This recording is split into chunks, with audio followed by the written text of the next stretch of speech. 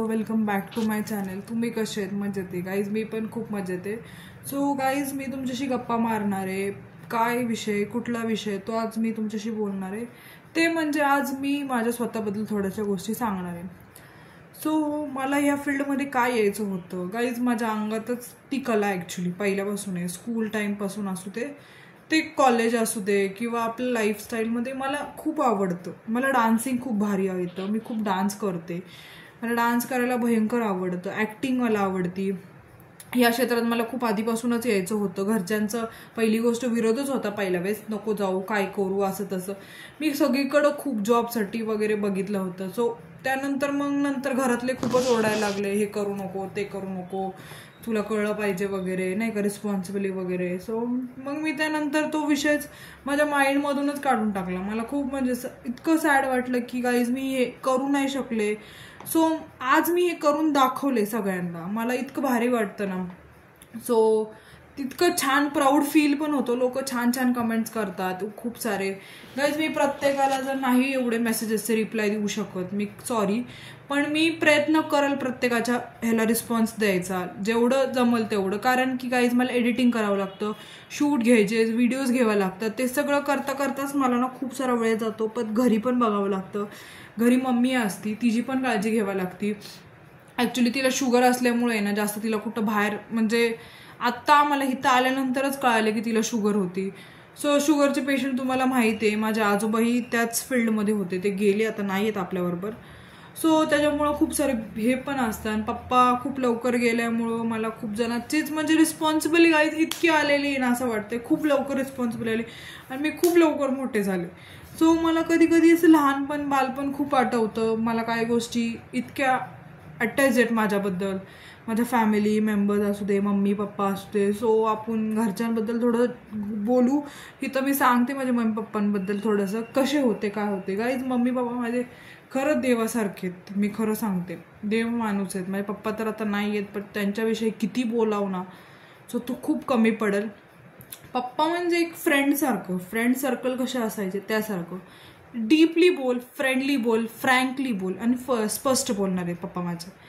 जे आहे ते म्हणजे लपून छपून आमच्या घरी कधीच विरोध नव्हता. लपायची कामं नव्हते आणि लपून कधीच कुठल्या गोष्टी नव्हते पप्पांना आवडत. आणि राहायचं सिम्पल लाईफ आहे, जशी पप्पांना नव्हतेच नाही आवडत. सिम्पल म्हणजे कसं गाईज, फुल ड्रेसमध्ये व्यवस्थितच राहणीमान, व्यवस्थित बोलायचं, मोजकं, म्हणजे एक कॅज्युअल मुलगी कशी राहते ना तसं म्हणजे त्यांचं आमच्या घरात. बिकॉज त्यांची कंडिशन नव्हती एवढी पहिली त्यावेळेस असं म्हणतो ना, तेव्हा काहीच त्यांनी पण खूप हालत दिवस काढलेले. म्हणून त्यांनी त्यांच्या पोरांना, म्हणजे मला माझ्या भावाला, त्यांना असं वाटलं की जे आम्ही हालत दिवस काढले, सो त्यांनी तसं हालत नको काढा म्हणून त्यांनी आमच्यासाठी खूप कष्ट घेतले. माझ्यासाठी तर खूप घेतले, मी म्हणत नाही बाकीच्यांसाठी, पण माझ्यासाठी भयंकर कष्ट केलेत. लहानाचं मोठं केलं, मला शिक्षण दिलं, शिक्षणाचे ज्ञान 4 गोष्टी शिकवल्या. दीदी तू कशी मोठी व्हायची. आणि गाईज मला स्पेसिफिकली नावानी फक्त पप्पाच घरी बोलायचे. दीदी नाही तर रचना, हे पर्सनली पप्पांचं नाव होतं. 2च. पप्पांचं आठवण काढली ना की खूप सारे गोष्टी येतात, खूप सारे मेमरीज आठवतात, खूप सारे लहानपणापासून ते आत्तापर्यंत. पप्पांनी एक गोष्ट अशी नाही की माझी पूर्ण नाही केली आत्तापर्यंत. कमीत कमी 16 वर्षापर्यंत. पप्पा खूप लवकर गेले माझे. त्याच्यानंतर मला ते दिवस आठवले ना की मला रडायला पण येतं. काय बोलू, कुठला विषय मांडू.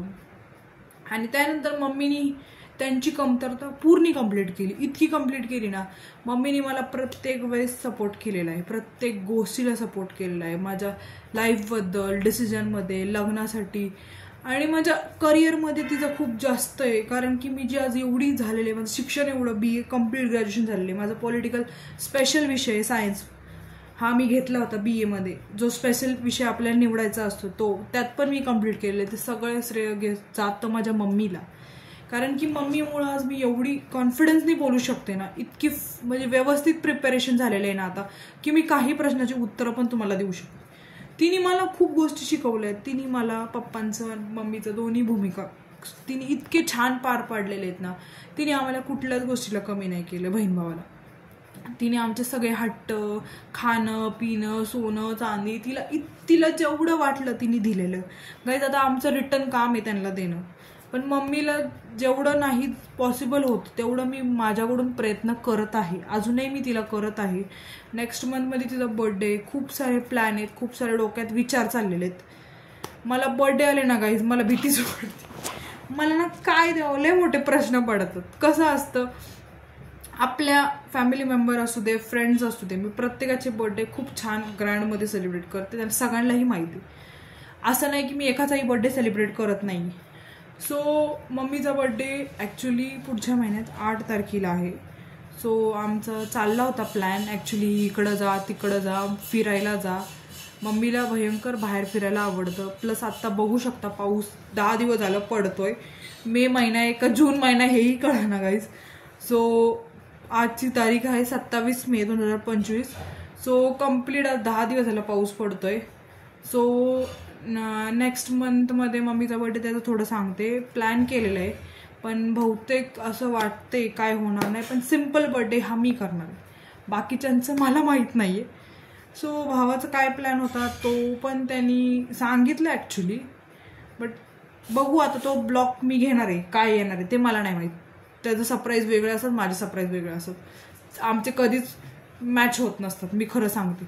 माझे वेगळे आणि त्याचे वेगळे, इतके डीपली विचार होतात. सो बघू आता काय होणार आहे ते. सो त्याचं चाललंय माझं. अजून मम्मीबद्दल बोलायचं, पप्पाबद्दल बोलायचं. सॉरी गाईज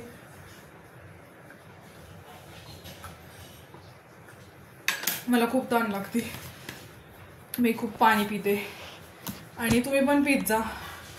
आणि त्याच्यानंतर पप्पा माझे एक फ्रेंड होते, मी कधीही कुठल्या स्कूलपासून ना कमीत कमी 7वी 8वी पर्यंत आहे ना पप्पांना कुठल्याच गोष्टी ना अशा मम्मीपर्यंत मी कधी नाही सांगून जायचे. फक्त पप्पांना, पप्पा आज मी इकडं चालले, पप्पा मी तिकडं चालले, पप्पा मी इकडं चालले, इकडं तिकडं.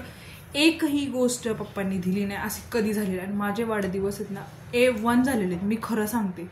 माझा बर्थडे असतो 8 मार्च वुमन्स डेला, पण पप्पांनी कधीही मला नाराज कधीच नाही केलं, मी खरं सांगते. आज उभ्या आयुष्यात फर्स्ट टाइम मला असं वाटलं होतं ज्या दिवशी पप्पा गेले तेव्हा मला असं वाटलं होतं माझा होप सगळा गेला, संपला. मी माझ्या आयुष्यात काय करू. कमीत कमी ना मी 4 महिने तर अख्खी डिप्रेशनमध्येच गेले होते. मला ना सगळीकडं पप्पा दिसायला लागले, सगळीकडं. मम्मी पण खूप बॅड कंडिशनमध्ये होती, तिला कमीत कमी वर्ष लागलं त्यातून सावरायला. आम्हाला बघूनच तिने स्वतःला हँडल केलं. आणि मग त्यानंतर जसं जसं त्या आठवणी, ते प्रेम, म्हणजे असं नाही की पप्पांचं काही गोष्टी आठवत नाही, एखाद्या गोष्टी सुद्धा आठवले ना की माझा एक दिवस पण जात नाही मी पप्पांचा घरात विषय काढत नाही आत्तापर्यंत. सो खूप प्रेमळ होते, स्वभाव पण त्यांचा खूप छान आहे, इतकं म्हणजे फ्रँकली होते. म्हणजे माझ्या बाबतीत तर खूप छान होते. मला बाकीच्यांकडून पण मी त्यांचा स्वभाव ऐकते, बाकीच्यांकडूनही अजूनही त्यांच्याबद्दल खूप साऱ्या गोष्टी ऐकते. ते अजून पण आहे ना बाहेर. आणि विशेष म्हणजे पहिल्यांदा माझे पप्पा ज्या दिवशी मी बॉर्न झाल्यानंतर 2 महिन्यात माझे पप्पा फर्स्ट टाइम दिल्लीला पण जाऊन आले होते. सो त्यांना मी खूप एक लकी आहे, त्यांना खूप भारी वाटतं. ज्या दिवशी मी बॉर्न झाले ना गाईज, खोटं वाटत नाही, पप्पांनी 9 किलोचे पेढे वाटले होते, लक्ष्मी म्हणजे पोरगी झाली म्हणून. इतके पप्पा खुश होते ना माझ्याबद्दल. सो खूप साऱ्या गोष्टी आहेत, अशा खूप साऱ्या आठवणी आहेत सांगण्यासारख्या. प्लस एक 2 किस्सा मी सांगते. मी ना बहुतेक ना अभ्यास करायचे का काही माहीत नाही, अभ्यासाची इच्छा, जर मी तुम्हाला सांगितलं ना 6वी 7वी नंतर तर माझी ना अभ्यासात इच्छाच नव्हती, काय माहीत नाही.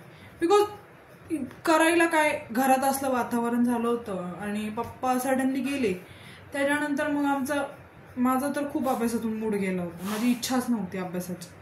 सो तसंच मी कसं बसं अभ्यास वगैरे केले, 10वी पास आऊट वगैरे झाले. त्याच्यानंतर 10वीला पास आऊट झाले म्हणजे मला असं वाटलं पण होतं मी पास होईल, कारण की पप्पा सोबतच नसायचे, अभ्यासमध्ये इंटरेस्ट नव्हता गाईज. तेव्हा काय कळत नव्हतं मला, मी खरं सांगते. माझं एज काय असं 17-18 वय, 10वी जस्ट झाले तेव्हा. आणि मग त्याच्यानंतर कॉलेजमध्ये कुठं करायचं, काय करायचं, कॉलेज पण मी खूप सारे विचार करून घेतले होते गाईज. मला कॉलेज फक्त मुलींचेच कॉलेज पाहिजे होते. सो मी सेंट मिराजमध्ये माझं कॉलेज कंप्लीट केले 11वी 12वी. त्यानंतर परत सडनली खूप सारे अप अँड डाऊन आले होते, खूप सारे डीपली खूप गोष्टी गेल्या, खूप लोक, म्हणजे तेव्हा कंडिशनच तेव्हा नव्हती माझी, म्हणजे असं की ह्यातून खूप म्हणजे कमी वेळात आम्ही जास्त गोष्टी शिकून गेलो बहीण भावानी, की त्यावेळेस आमच्याकडं कुणी डोकून सुद्धा बघत नव्हतं. इतकी बॅड कंडिशन होती, खायची सुद्धा कंडिशन नव्हती गाईज, इतकी घाण कंडिशन होती. बिकॉज सगळं पप्पांवरच, दोघंच काय करणार, आमचं सगळंच गेलं होतं. पैसे सगळं आम्ही अक्षरशः लॉसमध्ये गेलो होतो. माझ्याकडे जेवढ्या गोष्टी होत्या ना तेवढ्या मी सगळ्या आहे ना अक्षरशः पप्पांच्यासाठी सगळं मी नील झाले अक्षय. मग विचार केला की बाबा तिथून पुन्हा त्याच गोष्टी चालू करायच्या पहिल्यापासून, म्हणजे रिस्पॉन्सिबल घ्यायच्या. आता पप्पानंतर आपणच आहे, आपल्यालाही रिस्पॉन्सिबल घेणं भाग पडणार. मग थोड्या दिवस तेच करत गेले, इकडं तिकडं साईड बाय साईड थोडाफार जॉब वगैरे केलेला आहे, असं नाही की. त्याच्यानंतर मग नंतर मग भावानी पण खूप जास्त सपोर्ट केलेला आहे. त्याच्यामुळंच आणि मम्मीमुळंच आम्ही तिघं पण आज खूप स्टँड झालेलो आहे. आणि मम्मीच्या सपोर्टमुळं तर आज मी फुल स्टँड झालेली. पूर्णपणे सगळं श्रेय मम्मीलाच जातं. बिकॉज तिच्यामुळं आज मी एवढी आहे. तिने ना खूप कष्ट घेतलेत, इतके कष्ट घेतलेत ना आमच्यासाठी, लहानाचं मोठं. इकडं तिकडं जाऊन सुद्धा तिने म्हणजे खूप काम केले आमच्यासाठी, बाहेर सुद्धा तिने काम केलेलं आहे. सो मला खूप प्राऊड फील होतं की मी काहीतरी करून दाखवलंय आज माझ्या मम्मीसाठी. निदान तिला ह्या गोष्टी तरी कळेल की आज मी माझ्या मनातल्या गोष्टी. मागचा ब्लॉग तुम्ही बघितला असेल मदर्स डेचा, माझी मम्मी, माझी आजी आणि माझे फॅमिली मेंबर्स खूप सारे रडले त्या ब्लॉग बघून. सो अजूनही हा ब्लॉग बघून माहीत नाही, हा मम्मी आता ब्लॉग बघणारच आहे नक्कीच. सो अशी माझ्या मम्मीची आणि पप्पांची घरातली मेंबर्स म्हणजे कसे होते, काय होते, मी माझ्याबद्दल सांगितलं, भावाबद्दल पण सांगितलं. त्याचा स्वभाव म्हणजे कसा थोडासा स्ट्रिक्ट टाईप आहे, म्हणजे आहे, बट त्याला असं तिथल्या तिथं गोष्टी हँडल करायला आवडतात. आणि विशेष म्हणजे थोडंसं म्हणजे स्ट्रिक्ट आहेच तो, स्वभाव थोडासा स्ट्रिक्टच आहे त्याचा. त्याशी मी जास्त म्हणजे आमचा संवाद होत नाही. बोलायचं म्हणलं तरी मी पहिलं मम्मीला सांगते, मग त्याच्यासोबत संवाद होतो. आणि ज्या दिवशी मी हे स्टार्ट केलं यूट्यूबचं, सो मला पहिलं असं वाटलं की तो मला हे गोष्टीला विरोध करेल. पण गाईज थँकफुली मला त्याच्याकडून कुठलाच असा रिस्पॉन्स नाही आला. त्यांनीच सगळ्यात पहिलं हा बोलला. सो मला इतकं भारी वाटलं ना तो हा बोलल्यानंतर. सो मग मी तिथंच अर्धी जिंकले असं वाटलं. बिकॉज मला या क्षेत्रात यायचंच होतं खूप आधीपासून.